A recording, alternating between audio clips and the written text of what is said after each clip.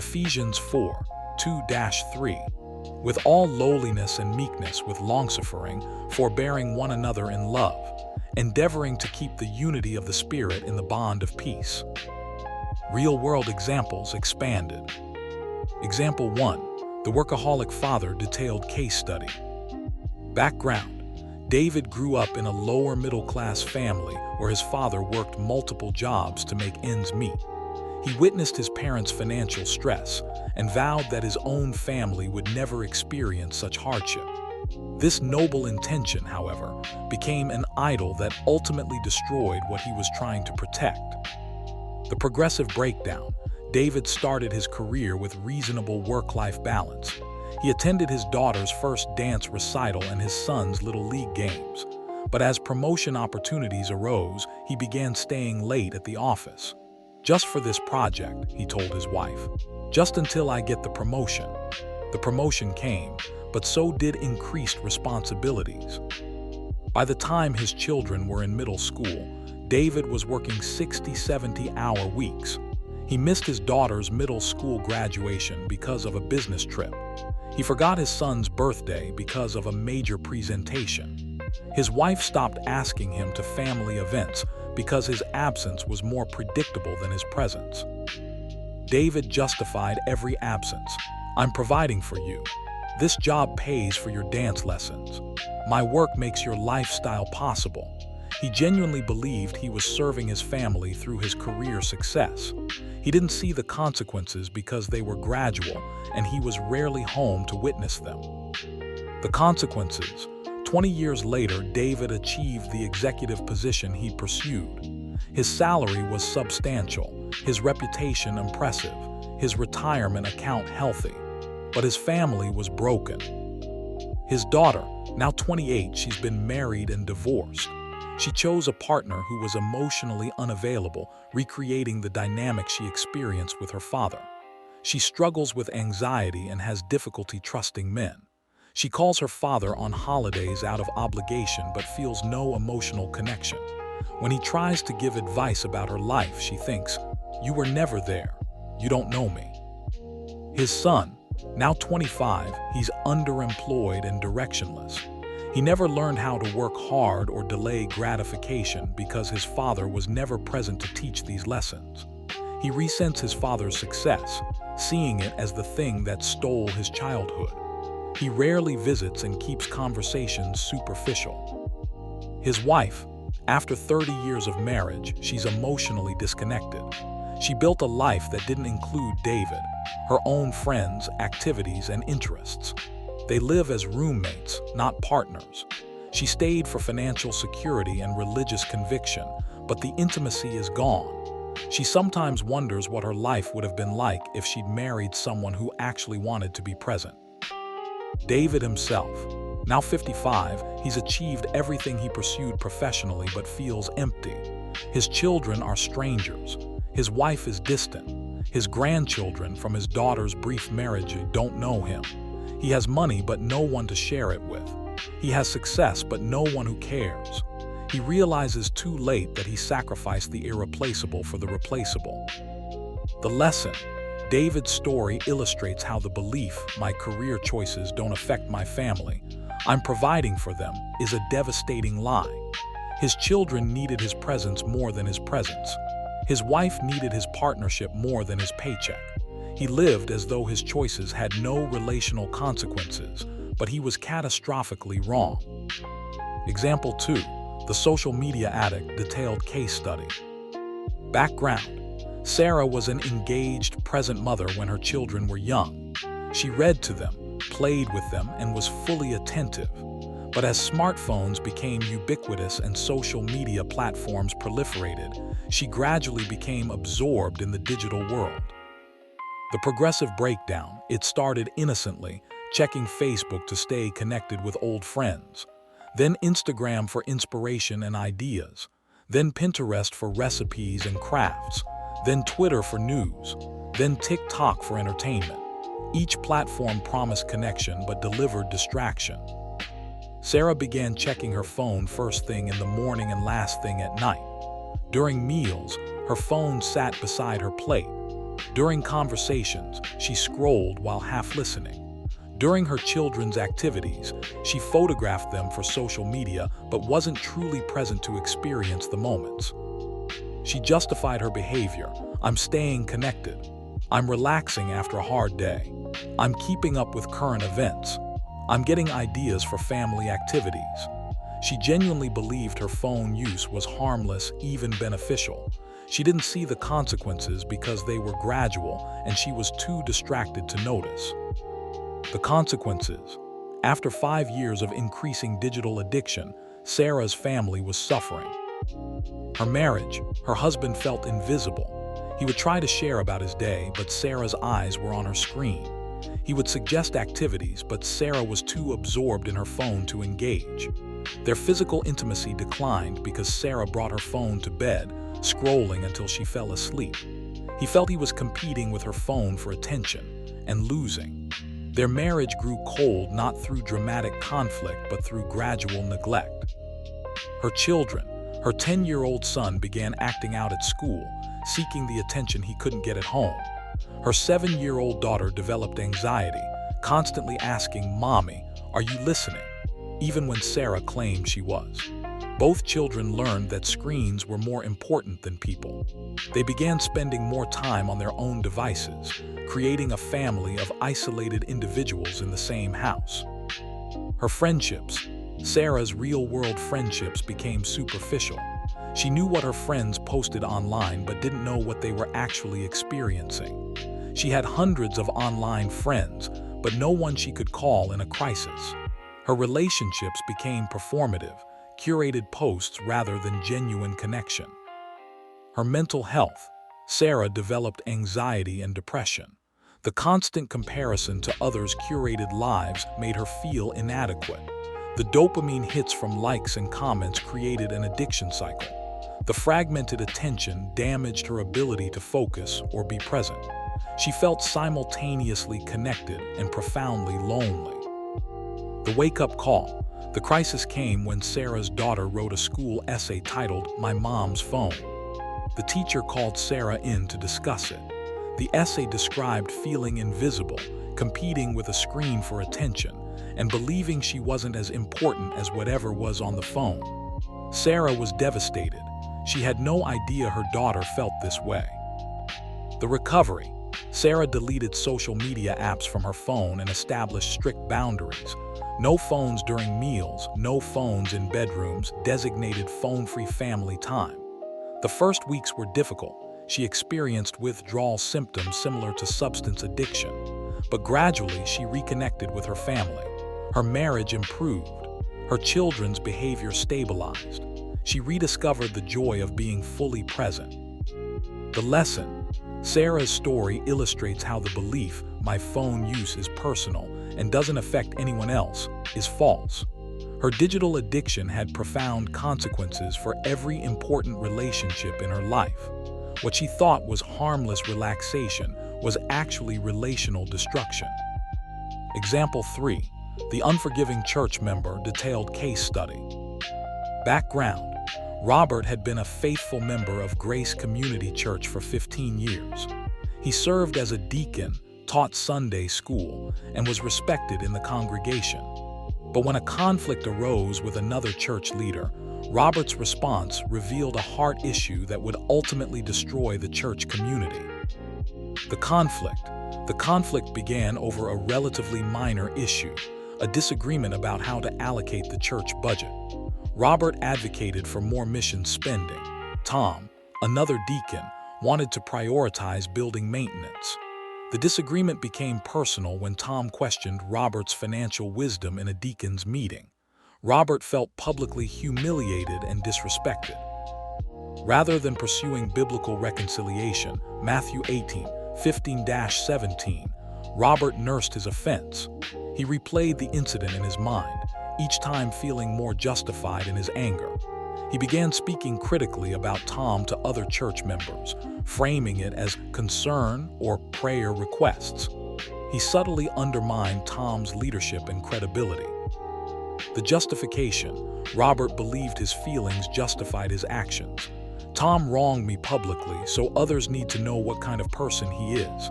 I'm not being vindictive, I'm being honest. I have a right to my feelings. I can't just pretend nothing happened.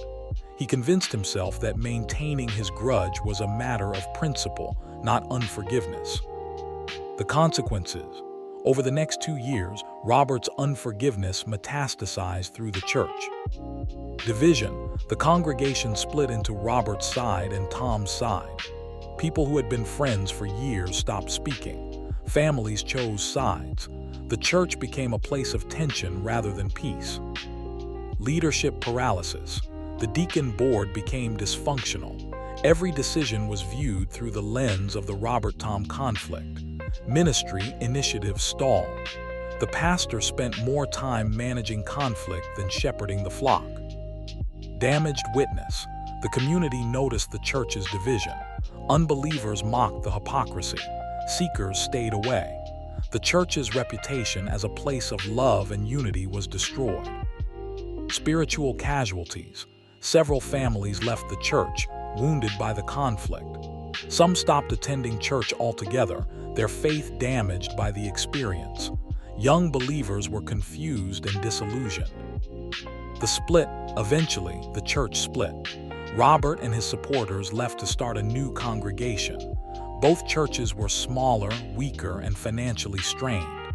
The building had to be sold. Decades of ministry and community were destroyed. The aftermath. 5 years later, Robert's new church was struggling. Many of the families who left with him had since left again.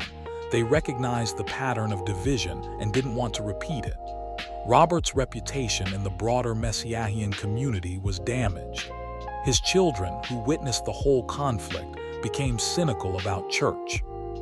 Tom's church also struggled, never recovering its former vitality. The pastor, exhausted by the conflict, resigned and left ministry. The building was eventually sold to a secular organization. The lesson. Robert's story illustrates how the belief, "My unforgiveness is justified and only affects me and the person who wronged me," is catastrophically false.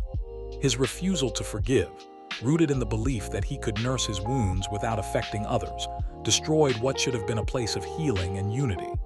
His personal choice to harbor bitterness created ripples of destruction that affected hundreds of people and damaged the witness of Messiah in that community. Example 4. The financially irresponsible spouse. Detailed case study. Background.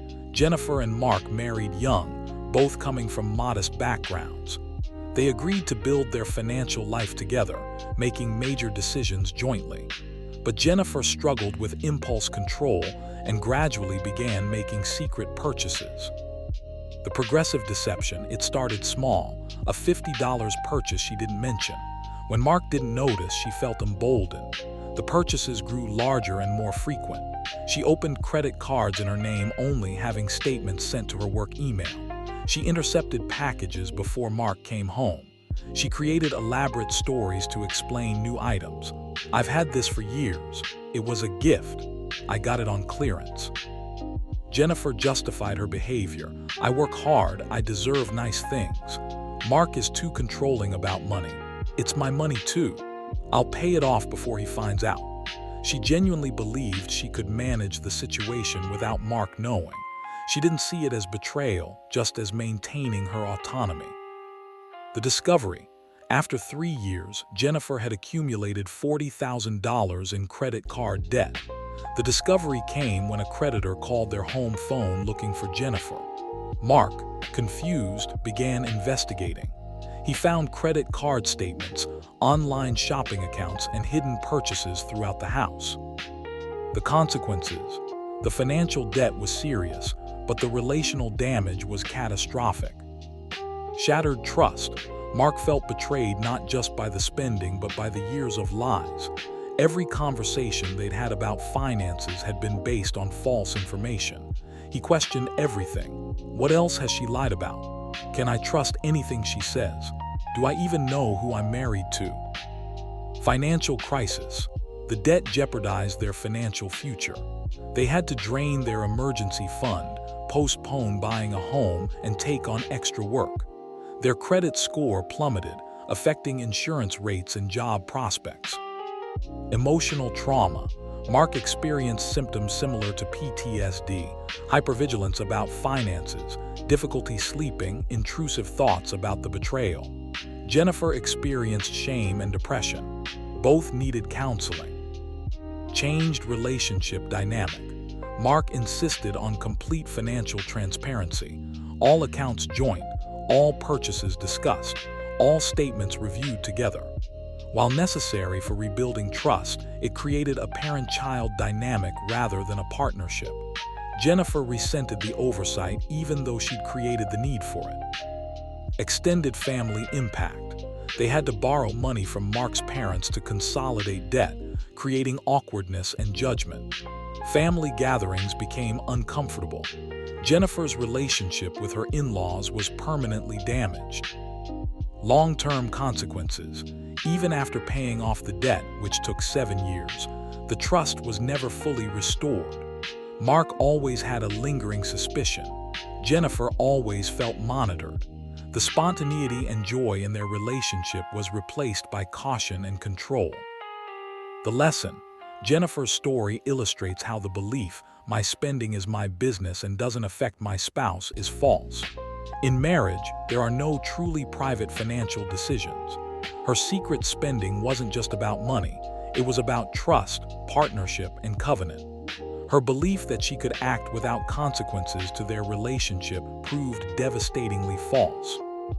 Example 5. The absent mother new example. Background. Michelle was a successful attorney who prided herself on having it all: career, family, and personal fulfillment. She believed that quality time mattered more than quantity, and that her children would benefit from seeing a strong, independent mother pursuing her dreams. The progressive absence. Michelle returned to work full-time when her children were infants, hiring a nanny to provide care. As her career advanced, her hours increased. She missed bedtimes, then dinners, then entire days. Weekend work became common. Business trips extended from days to weeks. She justified her absence. "I'm providing opportunities for them.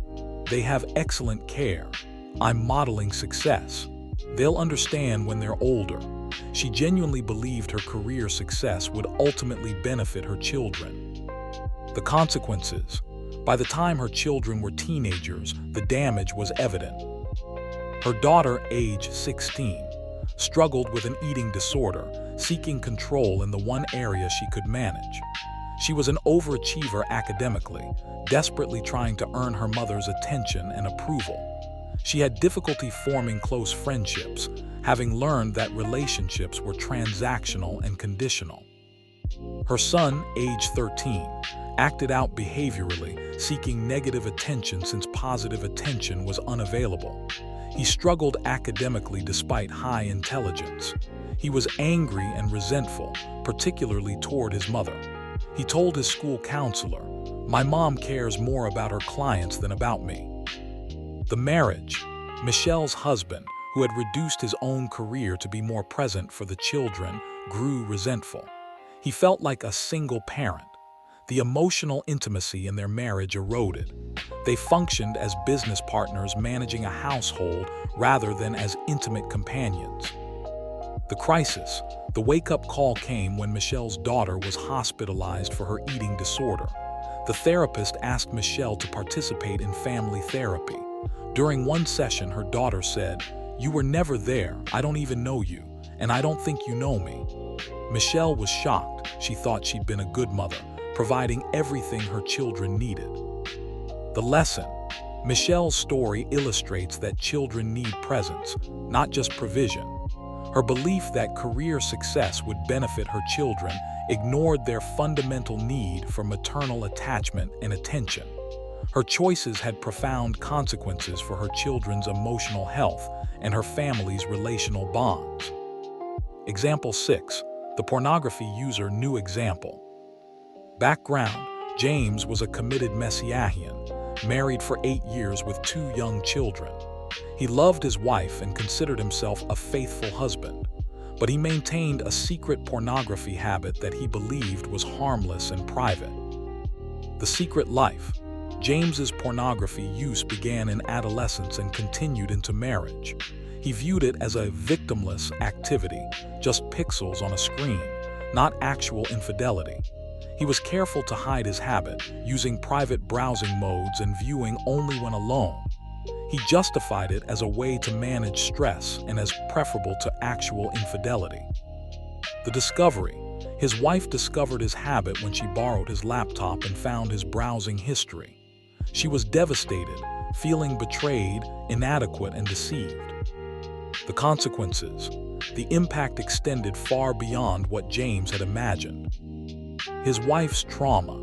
She experienced symptoms of betrayal trauma, anxiety, depression, intrusive thoughts, difficulty trusting. She questioned her attractiveness and adequacy.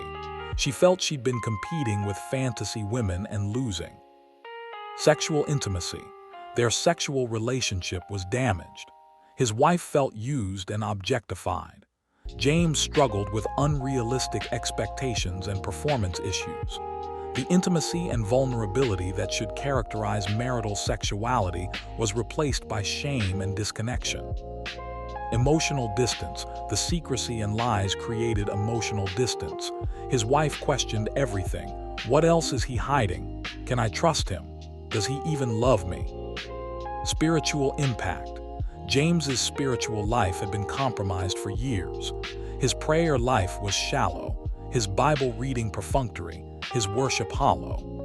He'd been living in hypocrisy, teaching his children about purity while secretly indulging in impurity. Children's future. Though his children didn't know about his habit, they were affected. They witnessed the tension between their parents. They absorbed the emotional atmosphere of the home. Research shows that children of pornography users are more likely to develop their own problematic sexual behaviors. The recovery. James entered counseling and a recovery program. The healing process was long and painful. Even after years of sobriety, the trust was not fully restored. His wife still experienced triggers and doubts. The relationship was forever changed. Remember this, there is no such thing as life without accountability. Every seed we sow will bring forth a harvest.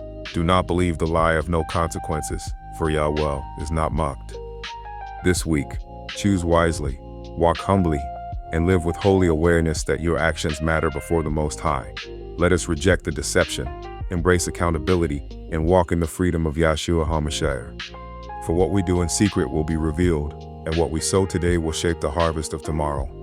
Walk in truth, walk in accountability, walk in life. And if this teaching has blessed you, don't forget to like, share, and subscribe for more content that will strengthen your faith and keep you walking in truth and life.